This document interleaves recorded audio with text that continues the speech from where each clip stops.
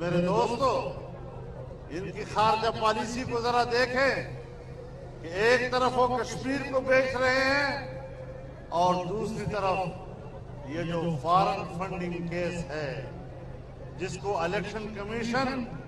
مسلسل ملتوی کر رہا ہے، یہ فارن فنڈنگ کیس دنیا کے مختلف ممالک سے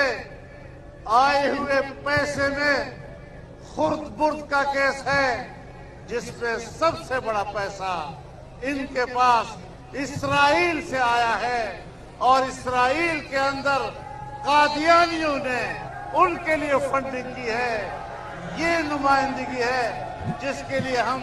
بار بار کہتے رہے ہیں کہ یہ کس کے ایجنٹ ہیں۔ آپ کو بتانا چاہتا ہوں اور بہاولپور کے اس پلیٹ فارم سے